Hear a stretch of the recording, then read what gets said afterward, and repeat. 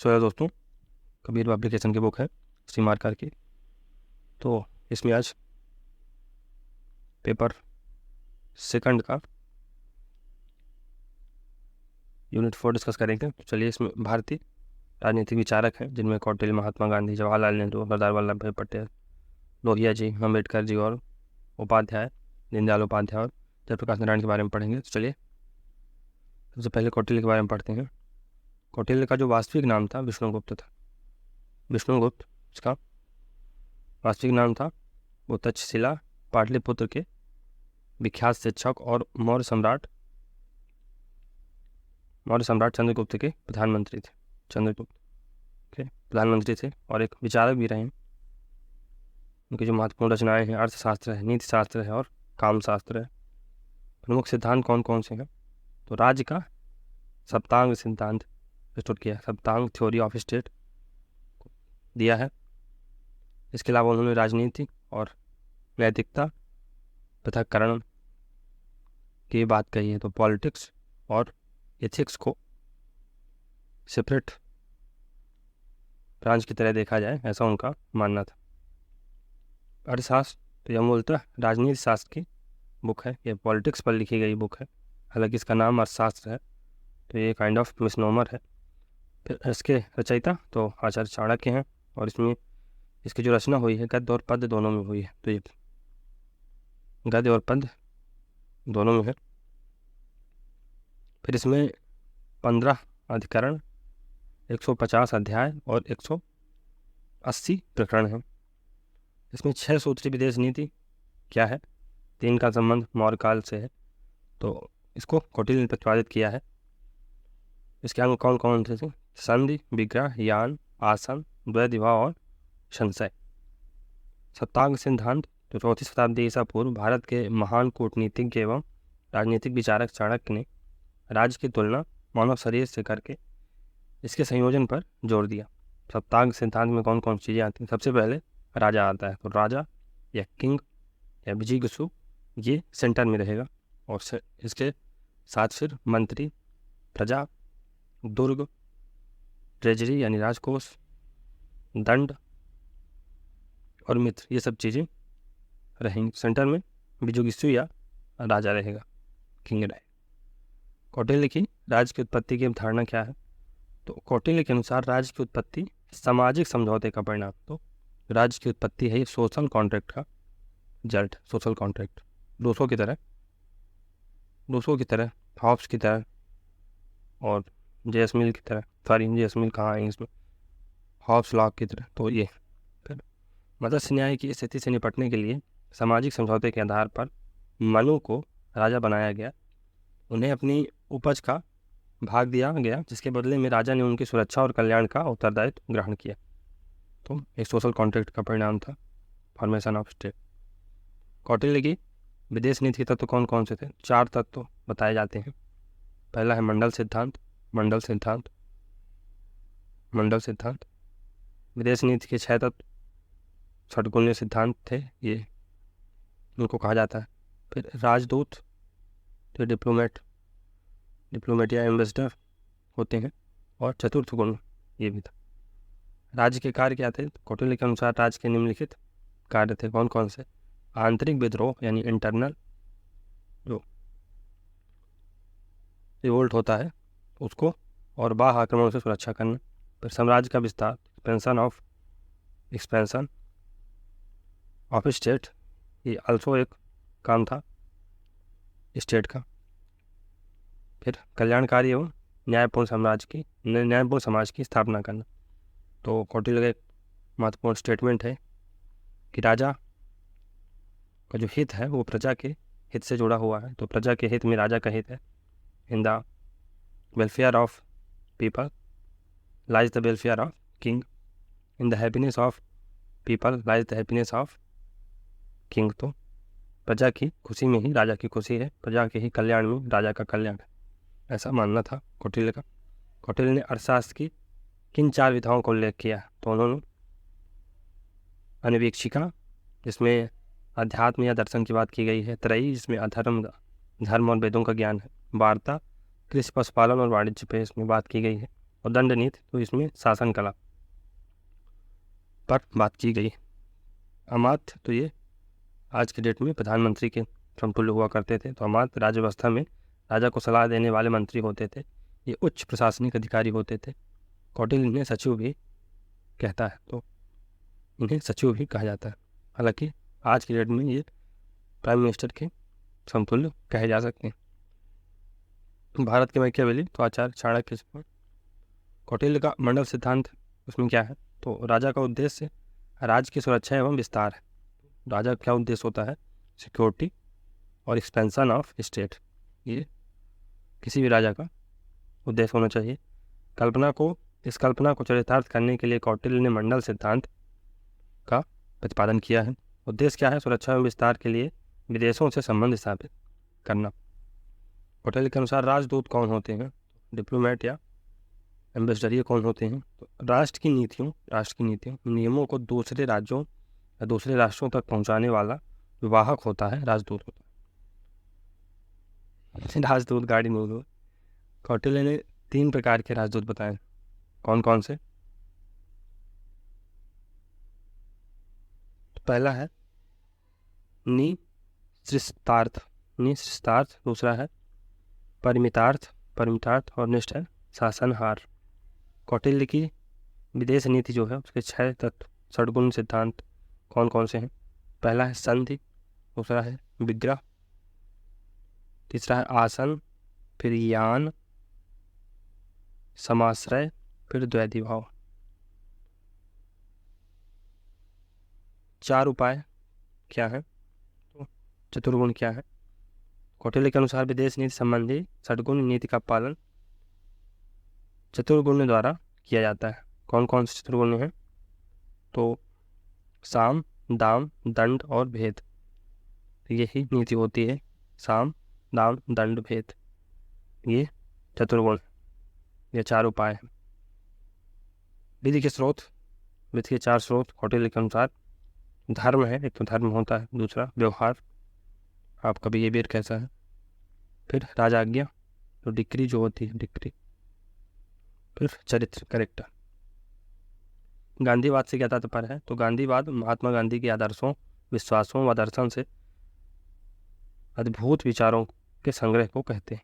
तो प्रमुख विशेषता क्या है, अहिंसात्मक प्रतिरोध है, इसको पैसिव रेजिस्टेंस या सत्याग्रह भी कहा जा सकता है। अहिंसात्मक विद्रोह, नॉन वायलेंस स्ट्रगल, फिर सत्य है, अहिंसा है, सत्याग्रह। स्रोत, ये सत्य के प्रयोग, माई एक्सपेरिमेंट विद ट्रुथ, सत्य के प्रयोग जो पुस्तक है उससे लिया गया। गांधी का सर्वोदय का विचार क्या है, तो यह सिद्धांत सर्वे भवन्तु सुखिनः सर्वे भवन्तु निरामया के सिद्धांत पर आधारित है। सर्वोदय का अर्थ होता है सबका उत्पाद। इसके अनुसार व्यक्ति परिवार की भलाई के लिए कार्य करेगा, व्यक्ति परिवार की भलाई के लिए कार्य करेगा, परिवार गांव की भलाई के लिए कार्य करेगा, गांववासियों के द्वारा तालुका की भलाई की जाएगी। इस प्रकार प्रत्येक छोटी इकाई अपनी बड़ी इकाई की भलाई के लिए कार्य करेगी। इसके अनुसार सभी व्यक्तियों का उत्थान आवश्यक है। तो गांव परिवार है, व्यक्ति परिवार की भलाई के लिए कार्य करेगा, परिवार गांव की भलाई के लिए कार्य करेगा, गांव तालुका की भलाई के लिए कार्य करेगा। इससे इस तरह ये चैन चलती जाएगी। इसे ही oceanic circle of power concept कहा जाता है गांधी के। इस प्रकार किसी तालाब या ओशन में जब कोई पत्थर फेंका जाता है तो एक वेव दूसरे वेव को ताकत देती है और इस प्रकार तरंगें उत्पन्न होती हैं। इसी प्रकार एक जो यूनिट होगी दूसरी यूनिट को ताकत देगी अपने से बड़ी वाली यूनिट। महात्मा गांधी का जीवन परिचय, तो जन्म कब होता है, 2 अक्टूबर 1869, कहाँ, पोरबंदर गुजरात में, पोरबंदर गुजरात में होता है। वास्तविक नाम क्या था, मोहनदास करमचंद गांधी। पुस्तकें, तो एक तो हिंद स्वराज थी, दूसरा माई एक्सपेरिमेंट विद ट्रुथ, सत्य के साथ मेरे प्रयोग। उल्लेखनीय कार्य क्या था, चंपारण सत्याग्रह, खेड़ा सत्याग्रह, पूना पैक्ट, असहयोग आंदोलन की भारत की आज़ादी में आंदोलनों में भूमिका थी, असहयोग आंदोलन थे, सभी अभिज्ञा आंदोलन था, फिर भारत छोड़ो आंदोलन, ये सब महात्मा गांधी द्वारा चलाए गए आंदोलन थे। गांधी जी की आत्मकथा का नाम, तो the story of my experiment with truth, सत्य के साथ मेरे प्रयोग। यह मूल रूप से गुजराती भाषा में लिखी गई पुस्तक। गुजराती भाषा। गांधी जी के अनुसार धर्म क्या है? गांधी जी कहते थे कि धर्म कर्तव्य है, यानी आपकी ड्यूटी है, धर्म है, जिसकी धार्मिक विचारधारा व्यापक और व्यवहारिक थी। गांधी जी की जो धार्मिक विचारधारा थी वो व्यापक और व्यवहारिक थी। धर्म एक अच्छे व्यक्ति का नियम एवं सामाजिक संबंधों में स्थिरता प्रदान करने वाला तत्व। धर्म का परम उद्देश्य व्यक्तिगत हित और सामाजिक हित है। तो सेल्फ इंटरेस्ट प्लस जो सोसाइटल इंटरेस्ट है वो दोनों इसके लिए इम्पॉर्टेंट है, धर्म के लिए। गांधी जी के नैतिक और सामाजिक विचार कौन से हैं? तो महात्मा गांधी चिंतन और व्यवहार के हर क्षेत्र में धनी थे। प्रमुख विचार क्या थे? अहिंसा था, फिर सत्याग्रह, आत्मनियंत्रण सेल्फ कंट्रोल, आत्मशुद्धि पर बल, आत्मसंयम, महिला सशक्तिकरण, सांप्रदायिक एकता। तो नेक्स्ट है गांधी जी का ट्रस्टीशिप का क्या सिद्धांत है? ट्रस्टीशिप एक सामाजिक आर्थिक दर्शन है, ये सोशल इकोनॉमिक और फिलॉसफी है। ट्रस्टीशिप या अमीर लोगों को ऐसा माध्यम प्रदान करता है जिसके द्वारा वो गरीब और असहाय लोगों की मदद कर सकें। अमीर लोगों को ऐसा माध्यम प्रोवाइड करता है जिसके माध्यम से वो गरीब लोगों की या असहाय लोगों की सहायता कर सकें।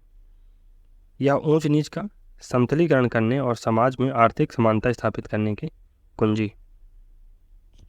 तो बेसिकली इसका एक और मतलब है कि तो ट्रस्टीशिप का कि जो अमीर वर्ग होगा, जो पूंजीपति होंगे, वो अपने आप को अपनी संपत्ति का ट्रस्टी मानेंगे और इस प्रकार वो लोगों की भलाई का कार्य भी करते रहेंगे।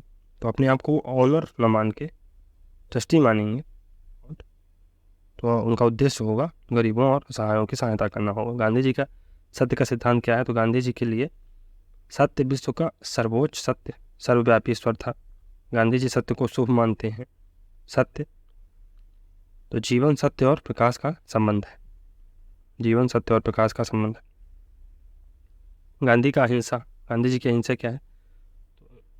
उनके अनुसार अहिंसा विश्व के किसी भी प्राणी को विचार, शब्द या कार्य से क्षति न पहुंचाना है। गांधी जी ने अहिंसा के 3 रूप बताए हैं: जागृत अहिंसा, फिर औचित्य अहिंसा और कायरों की अहिंसा। गांधी जी द्वारा बताए गए 11 वचन या एकादश व्रत कौन कौन से? तो सत्य, अहिंसा, सत्याग्रह, ब्रह्मचर्य, वाणी पर नियंत्रण, राजनीति का धार्मिक प्रयोग, अस्पृश्यता का अंत, निर्भीकता, स्वदेशी, शारीरिक श्रम और चोरी न करना। हिंद स्वराज तो महात्मा गांधी द्वारा लिखित ये पुस्तक है। इसको 1909 में लिखा गया। इन्होंने इसमें भारत की तत्कालीन दुर्दशा और भावी भारत की कल्पना की है, हिंद स्वराज पुस्तक में। नेक्स्ट है महात्मा गांधी जी के द्वारा 7 पाप, 7 सिंस ऑफ महात्मा गांधी कौन कौन से हैं? तो बिना काम के धन, बिना सिद्धांतों की राजनीति, बिना चरित्र के ज्ञान, बिना बलिदान के पूजा, बिना अंतःकरण के आराम, बिना नैतिकता के व्यापार और बिना मानवता के विज्ञान। महात्मा गांधी के प्रमुख सिद्धांत सत्य है, अहिंसा है, सत्याग्रह है, ट्रस्टीशिप सिद्धांत है, दलित कल्याण, बुनियादी शिक्षा जिसे वर्धा एजुकेशन सिस्टम भी कहा जाता है, और पुरुष महिला समानता। सत्याग्रह तो गांधी जी के सत्याग्रह क्या है? तो सत्य के प्रति आग्रह, अपील टू ट्रुथ, सत्य के प्रति आग्रह गांधीवादी अवधारणा है। वास्तविक अर्थ क्या है? कि अपनी मांगों पर अहिंसात्मक और शांतिपूर्ण ढंग से दृढ़ रहना। संघर्ष समाधान की अहिंसात्मक तकनीक दुनिया में गांधी जी की सबसे बड़ी देन मानी जाती है। गांधी के विचारों पर सर्वाधिक प्रभाव किनका पड़ा है? जैन की अहिंसा का, बाइबल का, जॉन रस्किन की पुस्तक unto this last, Leo Tolstoy की जो पुस्तक थी the kingdom of God with in you, ये भी पुस्तक गांधी जी के विचारों को सेव करने में महत्वपूर्ण भूमिका निभाती है। गांधी का समाजवाद तो स्रोत क्या है? हरिजन पत्र में उन्होंने अपने समाजवाद की संकल्पना को प्रतिपादित किया था। तो समाजवाद में समाज के सब सदस्य बराबर होते हैं, न कोई ऊंचा होता है और न ही नीचा। समाजवाद के प्रमुख तत्व कौन कौन से होंगे? एलिमेंट कौन कौन से होंगे गांधी जी के समाजवाद के? आर्थिक समानता, फिर सर्वोदय, दमन का निषेध, अहिंसात्मक, सत्याग्रह।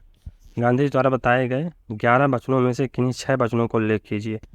सत्य है, अहिंसा है, अस्तेय है, तथ्य, अहिंसा, अस्तेय, अपरिग्रह, ब्रह्मचर्य और सर्वधर्म संभाव। जवाहरलाल नेहरू के राजनीतिक विचार तो लोकतंत्र सर्वोत्तम व्यवस्था है, नेहरू जी का मानना था। ये फेबियन सोशलिस्ट थे, फेबियन सोशलिस्ट। फिर सत्ता के विकेंद्रीकरण के समर्थक थे, तो डिसेंट्रलाइजेशन ऑफ अथॉरिटी, ये भी उनका महत्वपूर्ण काम था। संसदीय व्यवस्था में विश्वास करते थे, पार्लियामेंट्री सिस्टम पर ये विश्वास करते थे। ये संविधानवाद और नागरिक अधिकारों पर भी बल देते थे, तो सिविल राइट्स और कॉन्स्टिट्यूशनलिज्म पर इनका जोर था। नेहरू की धर्मनिरपेक्षता से क्या तात्पर्य है? सेकुलरिज्म क्या था नेहरू जी में, उसको देखते हैं। तो नेहरू धार्मिक रूढ़िवादिता का विरोध करते थे, जो रिलीजियस बाइगॉटरी है उसको ये भर्त्सना करते थे। धर्मनिरपेक्षता को देश की एकता का आधार मानते थे। ये सांप्रदायिकता का विरोध करते थे। ये चाहते थे कि धर्मनिरपेक्ष दृष्टिकोण को सामाजिक जीवन में भी अपनाया जाना चाहिए। जवाहरलाल नेहरू जी का जीवन परिचय, तो ये भारत के पहले प्रधानमंत्री थे, साहित्यकार थे, चिंतक थे, विचारक थे। जन्म कब हुआ था? 1889 में, कहाँ? उत्तर प्रदेश में। और इन्हें चाचा नेहरू कहा जाता था, पंडित जी भी कहा जाता था। रचनाएं कौन कौन सी हैं? विश्व भारत की झलक, विश्व इतिहास की झलक, glimpses of world history, Bharat की खोज, डिस्कवरी ऑफ इंडिया, और भारत की एकता, यूनिटी ऑफ इंडिया। नेहरू की धर्मनिरपेक्षता से क्या तात्पर्य है? नेहरू धार्मिक रूढ़िवादिता का विरोध करते हैं। धर्मनिरपेक्षता को देश की एकता का आधार मानते हैं। फिर सांप्रदायिकता का विरोध करते हैं। वे चाहते हैं कि धर्मनिरपेक्ष दृष्टिकोण को सामाजिक जीवन में भी अपनाया जाना चाहिए। Repeated question. नेहरू के समाजवादी विचारों का वर्णन, तो इसका स्रोत क्या है? विश्व इतिहास की झलक, ग्लिम्सेज ऑफ वर्ल्ड हिस्ट्री में उन्होंने अपने समाजवादी विचारों को दिया है। नेहरू कहते थे कि समाजवाद जीवन का एक दर्शन है। उन्होंने कहा था कि समाजवाद मनुष्यों को आर्थिक और सांस्कृतिक दासता के बंधनों से मुक्त करेगा। समाजवाद निजी संपत्ति का विरोध करता है, तो प्राइवेट प्रॉपर्टी का विरोध करता है। वह इसके स्थान पर आदर्शवादी व्यवस्था को स्थापित करने पर बल देता है। हालांकि नेहरू जी फेबियन सोशलिस्ट थे, बेसिकली डेमोक्रेटिक सोशलिज्म पर विश्वास करते थे। डेमोक्रेटिक सोशलिज्म पर, जो मार्क्स का सोशलिज्म है, कम्युनिज्म है, उस पर उनका भरोसा नहीं था। बेसिकली भारत में शुरू से मिक्स इकोनॉमी की व्यवस्था अपनाई गई थी, तो भारत में उस प्रकार का सोशलिज्म कभी रहा भी नहीं है, ये बात भी है। नेहरू के आर्थिक विचार, तो ये मिश्रित अर्थव्यवस्था के समर्थक थे, मिक्स्ड इकोनॉमी के समर्थक थे। समाजवाद पर जोर देते हैं। फिर औद्योगिक विकास पर बल देते हैं। इंडस्ट्रियलाइजेशन पर इनका भी बल था। इन्होंने वैज्ञानिक और प्रौद्योगिक विकास पर बल दिया। सरदार वल्लभ भाई पटेल का जीवन परिचय, तो अखंड भारत के निर्माता और लौह पुरुष इनको कहा जाता है, आयरन मैन ऑफ इंडिया के नाम से जाना जाता है। फिर उनका जन्म गुजरात के खेड़ा जिले में कब हुआ था? 1875 में। और ये भारतीय प्रशासनिक सेवा के जनक कहे जाते हैं। स्टील फ्रेम कहते थे ब्यूरोक्रेसी को सरदार वल्लभ भाई पटेल जी। फिर खेड़ा आंदोलन में बारदोली सत्याग्रह, बारदोली आंदोलन में उनकी महत्वपूर्ण भूमिका रही है। भारत के पहले गृह मंत्री रहे, डिप्टी प्राइम मिनिस्टर भी रहे थे। फिर नेहरू जी के 5 पंचशील सिद्धांत, तो आशय क्या है? आचरण के 5 सिद्धांत सभी देशों द्वारा अन्य देशों की क्षेत्रीय अखंडता, टेरिटोरियल इंटीग्रिटी और संप्रभुता, सॉवरेनिटी की सम्मान करना, उसको रिस्पेक्ट करना, दूसरे राज्यों के या दूसरे देशों के आंतरिक मामलों में इंटरफेयर न करना। तो इंटरनल इशूज़ हैं किसी भी देश के, उस पर आप कमेंट तो ठीक है, कमेंट थोड़ा बहुत किया जा सकता है, लेकिन इंटरफेयर मत करिए दूसरे राज्यों के। फिर दूसरे देशों पर आक्रमण न करना, परस्पर सहयोग यानी म्यूचुअल असिस्टेंस और प्रॉफिट को बढ़ावा देना। फिर शांतिपूर्ण सहअस्तित्व, पीसफुल को एग्जिस्टेंस की नीति का पालन करना भी इनका उद्देश्य। सरदार वल्लभ भाई पटेल के राजनीतिक विचार, पॉलिटिकल थॉट्स क्या थे इनके? तो अभिव्यक्ति की स्वतंत्रता पर बल देते हैं, एक्सप्रेशन, फ्रीडम ऑफ एक्सप्रेशन पर बल देते हैं। इन्होंने देशी रियासतों के एकीकरण किया। ये मानते थे कि छोटे राष्ट्र विकास में बाधक है। ये राजनीतिक जीवन में जनमत को अधिक महत्व देते हैं। ये कहते हैं कि भारत को अच्छा उत्पादक राष्ट्र प्रोड्यूसर स्टेट बनना चाहिए ताकि देश में कोई भूखा ना रहे। सरदार वल्लभ भाई पटेल के सामाजिक विचार तो बाल विवाह का ही विरोध करते हैं। फिर स्त्री पुरुष समानता के पक्षधर थे। बेमेल विवाह का विरोध करते थे कि कोई व्यक्ति 45 साल का है, कोई लड़की 15 साल की, इस प्रकार के विवाह को भी वो अच्छा नहीं मानते थे। स्वदेशी तकनीक पर आधारित विदेशी शिक्षा के पक्षपाती थे। अनटचेबिलिटी को हिंदू धर्म पर कलंक मानते थे। अस्पृश्यता को हिंदू धर्म पर कलंक मानते थे। सरदार वल्लभ भाई पटेल के आर्थिक विचार तो संसाधनों के अधिकतम प्रयोग यानी ऑप्टिमल यूटिलाइजेशन ऑफ रिसोर्सेज और नए साधनों की खोज पर इनका अधिक बल था। लघु उद्योगों के विकास पर बल देते थे। तो ये स्मॉल स्केल इंडस्ट्रीज हैं उन पर अधिक बल देते थे। जबकि नेहरू जी के बारे में पढ़े थे, देखो उन औद्योगिकरण के समर्थक बिग है ना और लार्ज इंडस्ट्रीज को वो बढ़ावा देना चाहे। थोड़ा सा मतों में भिन्नता थी। कृषि में आत्मनिर्भरता के समर्थक थे। सरकारी खर्चों में कटौती के समर्थक थे। राम मनोहर लोहिया समाजवादी चिंतक हैं, ये समाजवादी विचारक हैं और 1910 में इनका जन्म हुआ था उत्तर प्रदेश में। और इनकी रचनाएं हैं इतिहास चक्र, नल्स ऑफ हिस्ट्री, मार्क्सवाद और समाजवाद, भारत विभाजन के गुनाहगार, तो guilty man of partition of India. प्रमुख सिद्धांत कौन कौन से हैं? चौखंबा सिद्धांत है, सप्त क्रांति का सिद्धांत। लोहिया की सप्त क्रांति कौन कौन सी है? तो सप्त क्रांति के जो कॉम्पोनेंट है उसमें स्त्री पुरुष की समानता, फिर रंग भेद के विरुद्ध, तो रंग भेद नहीं होना चाहिए, रेसिज्म नहीं होना चाहिए, और वुमेन और मेन के बीच इक्वलिटी होनी चाहिए। जाति प्रथा का विरोध किया इन्होंने, तो कास्टिज्म को भी ये अच्छा नहीं मानते हैं। फिर सत्याग्रह के लिए ये समर्थन देते हैं अपने। इस प्रकार से ये भी गांधीवादी विचारक रहे हैं। स्वतंत्रता के लिए, फिर आर्थिक समानता के लिए और लोकतांत्रिक पद्धति के लिए। नवीन समाजवाद, तो लोहिया ने नवीन समाजवाद के विचारधारा प्रस्तुत किया। वे समता युक्त समाज की स्थापना करना चाहते थे। इस नवीन समाजवाद के 5 उद्देश्य हैं। कौन कौन से? समानता यानी इक्वलिटी, फिर प्रजातंत्र डेमोक्रेसी, अहिंसा नॉन वायलेंस, विकेंद्रीकरण यानी डिसेंट्रलाइजेशन, फिर समाजवाद यानी सोशलिज्म। और जो भारतीय थिंकर्स हैं, चाहे नेहरू हों, चाहे गांधी हों या लोहिया हों, जेपी हों, ये सब डेमोक्रेटिक सोशलिज्म पर ज़्यादा फोकस देते हैं। तो लोहिया का नवीन समाजवाद मार्क्स व गांधी के समाजवाद का संतुलन था। चौखंबा सिद्धांत, तो राम मनोहर लोहिया ने राजनीतिक विकेंद्रीकरण यानी पॉलिटिकल डिसेंट्रलाइजेशन के संदर्भ में इस सिद्धांत को प्रस्तुत किया था। चौखंबा सिद्धांत का अर्थ है निचले स्तर से ऊपरी स्तर तक जनता की शासन कार्य में भागीदारी। तो जिला, गांव, प्रांत और केंद्र ये आपस में सहयोगात्मक चक्र में रहेंगे, साइकिल में रहेंगे। लोहिया के राजनीतिक विचार, तो राजनीतिक विकेंद्रीकरण के समर्थक थे। प्रशासनिक विकेंद्रीकरण, तो administrative decentralisation, political decentralisation, secular state हो। फिर वे समाजवाद और विश्व संसद के निर्माण की वकालत करते थे। बड़ कांग्रेस की बात करते थे। फिर लोहिया के सामाजिक विचार कौन कौन से हैं? तो जाति प्रथा को समाजवाद की राह में अवरोध मानते हैं। छुआछूत अस्पृश्यता के विरोधी थे। हिंदू मुस्लिम एकता पर बल देते हैं। लोहिया के आर्थिक विचार, इसका स्रोत क्या है? सोशलिस्ट इकोनॉमी, ये उनकी पुस्तक है, उसमें उन्होंने अपने ये विचार प्रस्तुत किए हैं। समाजवादी अर्थव्यवस्था के समर्थक थे, जिसमें उत्पादन के साधन राष्ट्र की संपत्ति होंगे। लघु उद्योगों पर जोर दिया।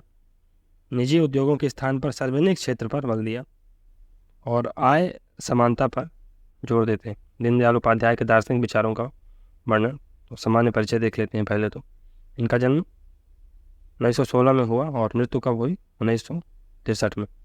उत्तर प्रदेश में ये रहे। चिंतक, संगठक थे तथा भारतीय जनसंघ के अध्यक्ष भी रहे हैं। विचारधारा का आधार, तो राष्ट्र की विभिन्न समस्याओं का हल किया जाए। अपना राष्ट्र संपन्न, सुखी एवं वैभवशाली होना चाहिए। राष्ट्रीय उत्पादन वृद्धि होनी चाहिए। गरीबी, बेरोजगारी, अशांति का अंत हो। हर स्तर पर न्याय, सुकून हो। राष्ट्र में किसी भी प्रकार का संघर्ष न हो। एकात्म मानववाद, इंटीग्रल ह्यूमनिज्म का कॉन्सेप्ट इनका बहुत ही फेमस है, इसको देख लेते हैं। तो एकात्मवाद का क्या अर्थ है? अविभाज्य मानवता, सब कुछ मानव कल्याण के लिए। यह अवधारणा शरीर, मस्तिष्क, विवेक, आत्मा से संबंधित कार्यक्रमों का योग है। तो का योग ही इस विचारधारा को व्यक्तिवाद, मानववाद, पूंजीवाद, समाजवाद, लोकतंत्र, राजतंत्र, केंद्रीकरण, विकेंद्रीकरण के बीच का संतुलन प्रोवाइड करता है। डॉक्टर भीमराव अम्बेडकर का जीवन परिचय। तो इनका जन्म हुआ था 14 अप्रैल 1891 को। कहाँ हुआ था? महू, मध्य प्रदेश में। यह विधिवेत्ता थे, कुल मिला के लॉयर थे, समाज सुधारक, रिफॉर्मर रहे हैं, दलित उद्धारक रहे, भारतीय संविधान के शिल्पी रहे हैं। तो भारतीय संविधान के शिल्पी भी इनको कहा जाता है। फिर रचनाएं कौन कौन सी हैं? Who were the Shudras, caste in India, the Buddha and his Dhamma. इन्होंने लेबर पार्टी, बहिष्कृत करणी सभा आदि की स्थापना की थी। डॉक्टर भीमराव अम्बेडकर के राजनीतिक विचार। डॉक्टर भीमराव अम्बेडकर उदारवादी राजनीतिक दर्शन से प्रेरित थे। वे स्वतंत्रता, समानता, वैसे सिद्धांतों को, यानी ब्रदरहुड के सिद्धांतों को अति महत्वपूर्ण मानते थे। तो स्वतंत्रता, समानता और भ्रातृत्व के जो सिद्धांत हैं, ब्रदरहुड के जो कॉन्सेप्ट है, उनको महत्वपूर्ण मानते थे। धर्मनिरपेक्ष राज्य के समर्थक थे और प्रजातंत्र के समर्थक। सामाजिक विचार क्या थे अम्बेडकर के? तो डॉक्टर अम्बेडकर सामाजिक व्यवस्था के प्रचलित स्वरूप को अन्यायपूर्ण मानते थे और सामाजिक परिवर्तन के प्रबल पक्षधर थे। जाति प्रथा का विरोध किया था। वर्ण व्यवस्था, अस्पृश्यता का पुरजोर विरोध किया। एक न्याय सम्मत समाज की, जस्ट सोसाइटी की स्थापना के लिए दलित वर्ग के उत्थान को अनिवार्य मानते हैं। डॉक्टर अम्बेडकर के आर्थिक विचार देखते हैं तो ये भारत में तेजी से औद्योगिकरण के समर्थक थे। उन्होंने कृषि के समूहीकरण पर जोर दिया। कृषि की पुनर्संरचना की बात करते हैं। दलितों के विषय में अम्बेडकर जी के क्या विचार थे, क्या चिंतन था, समझाइए। तो अम्बेडकर के सार्वजनिक जीवन का सर्वप्रमुख लक्ष्य दलितों का उद्धार था। ये दलित वर्गों को शिक्षित, संघर्षरत और संगठित बनाना चाहते थे। दलितोद्धार की दिशा में अस्पृश्यता निवारण को आवश्यक मानते थे। फिर दीनदयाल उपाध्याय का जीवन परिचय। तो 25 सितंबर 1961 को जन्म होता है। कहाँ? मथुरा में, उत्तर प्रदेश। फिर रचनाएं कौन कौन सी हैं? सम्राट चंद्रगुप्त, अखंड भारत, विश्वासघात, टैक्स या लूट। इनकी जयंती को अंत्योदय दिवस के रूप में मनाया जाता है। दर्शन क्या है? इनका विचारधारा क्या है? एकात्म मानववाद, इंटीग्रल ह्यूमनिज्म। अंत्योदय क्या है? इसका अर्थ क्या होता है कि समाज के सबसे निचले पंक्ति के व्यक्ति तक आर्थिक विकास को पहुंचाना। तो people who are at the bottom of the pyramid, जो व्यक्ति समाज के अंतिम छोर पर खड़ा हुआ है, वहां तक विकास को पहुंचाना, आर्थिक विकास को पहुंचाना। फिर इस विचारधारा के प्रतिपादक दीनदयाल उपाध्याय हैं और ये अंत्योदय के लिए लोकतंत्र को आवश्यक मानते हैं। अंत्योदय के लिए डेमोक्रेसी इंपॉर्टेंट है। दीनदयाल उपाध्याय के आर्थिक विचार। तो ये काम सिद्धांत पर विश्वास करते थे, वर्क थ्योरी पर। फिर ये अंडर एम्प्लॉयमेंट को बेरोजगारी, बेकारी मानते हैं और अंत्योदय कॉन्सेप्ट देते हैं। तो विचारधारा की आर्थिक असमानता को दूर करने के लिए विकेंद्रीकरण को आवश्यक मानते हैं। डिसेंट्रलाइजेशन को इम्पोर्टेंट मानते हैं। अगर इकोनॉमिक इनक्वालिटी है उसको दूर करना। जयप्रकाश नारायण के जीवन परिचय के बारे में देखते हैं। तो उनका उपनाम क्या है? लोकनायक या जेपी। और जेपी तो बहुत ज़्यादा प्रसिद्ध है। इनका जन्म 1902 में कहाँ हुआ था? बिहार में। तो ये बिहार के नेता थे, हालांकि तो देश के नेता थे पर मतलब बिहार से। ये भारतीय राष्ट्रीय कांग्रेस और जनता पार्टी से संबंधित रहे हैं। शुरू में ये कांग्रेस के ही मेंबर थे, बाद में जनता पार्टी ज्वाइन किया। फिर इन्होंने 1950 में भारतीय समाजवादी दल की स्थापना की थी। 1950 में जयप्रकाश नारायण के राजनीतिक विचार। तो स्वतंत्रता, समानता व बंधुत्व में विश्वास करते थे। इन्होंने लोकतंत्र को दल विहीन लोकतंत्र यानी पार्टी लिस्ट डेमोक्रेसी कॉन्सेप्ट देते हैं बनाने पर जोर दिया। पार्टी लिस्ट डेमोक्रेसी का कॉन्सेप्ट महात्मा गांधी जी ने भी दिया था। ये मानवीय स्वतंत्रता के गहरा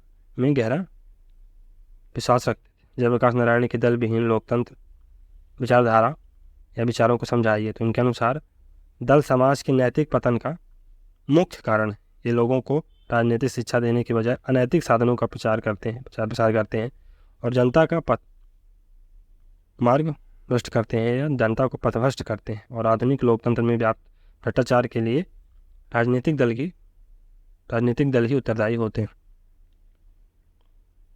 तो ये कांग्रेस के क्रियाकलाप से इतने दुखी थे कि पार्टीलेस डेमोक्रेसी की बात करने लगते हैं बाद में। हालांकि आपने देखा है कि 1950 में भारतीय समाजवादी दल की स्थापना भी करते हैं, तो थोड़ा सा कंट्राडिक्शन रहा। फिर जयप्रकाश नारायण की संपूर्ण क्रांति, टोटल रिवोल्यूशन का कॉन्सेप्ट क्या है इसको देखते हैं। संपूर्ण क्रांति जनता की क्रांति है। उद्देश्य क्या है? केवल शासक या शासन को बदलना नहीं, बल्कि व्यक्ति और समाज को बदलना इसका उद्देश्य है। इस क्रांति में उन्होंने युवा, शिक्षित, जागृत व बौद्धिक वर्ग को वाहक बनाया। संपूर्ण क्रांति की 3 प्रमुख तत्व होंगे, 3 एलिमेंट होंगे। कौन कौन से? व्यापक, ये व्यापक होना चाहिए, संपूर्ण होना चाहिए, टोटल होना चाहिए ना, इसका जो एक्सटेंट है ये बहुत ज़्यादा होना चाहिए। फिर सामुदायिक होना चाहिए, तो ये कम्युनिटी बेस्ड होना चाहिए। जयप्रकाश नारायण के समाजवादी विचार क्या है? जयप्रकाश नारायण भारतीय समाजवाद के प्रमुख नेता, प्रचारक और प्रवक्ता माने जाते हैं। समाजवाद का लक्ष्य मनुष्य द्वारा व्यक्ति के शोषण का अंत करना है। फिर इनके समाजवाद का उद्देश्य था सभी के लिए आत्म विकास के समान अवसरों को प्रोवाइड कराना। फिर लोकतांत्रिक समाजवाद से आप क्या समझते हैं? तो जयप्रकाश नारायण के अनुसार लोकतंत्र और डेमोक्रेटिक सोशलिज्म ये क्या है? लोकतंत्र और समाजवाद एक दूसरे के पूरक। लोकतंत्र के बिना समाजवाद का कोई अस्तित्व नहीं हो सकता। इस समाजवाद में मानव ना तो पूंजी का दास है और ना ही किसी पार्टी का और ना ही किसी राज्य का। इसमें मानव का स्वतंत्र अस्तित्व है और यह समाजवाद शांतिपूर्ण तथा धीरे धीरे विकास में विश्वास करता है। जयप्रकाश नारायण के आर्थिक विचार। जयप्रकाश नारायण भारत के औद्योगिकीकरण के पक्षधर थे। भारत के इंडस्ट्रियलाइजेशन ये भी चाहते थे। वो मानते थे कि भारत में असमानता का प्रमुख कारण भूमि का असमान वितरण, इनइक्वल डिस्ट्रीब्यूशन ऑफ लैंड, ये प्राइमरी कारण है। इसके कारण भारत में इनइक्वालिटी प्रिवेल कर रही है। फिर ये विकेंद्रीकरण एंड डिसेंट्रलाइजेशन के आधार पर लघु उद्योगों यानी स्मॉल इंडस्ट्रीज को महत्वपूर्ण मानते हैं की व्यवस्था करना चाहते थे। फिर ग्रामीण समाज में स्वावलंबन को महत्व देना चाहते थे।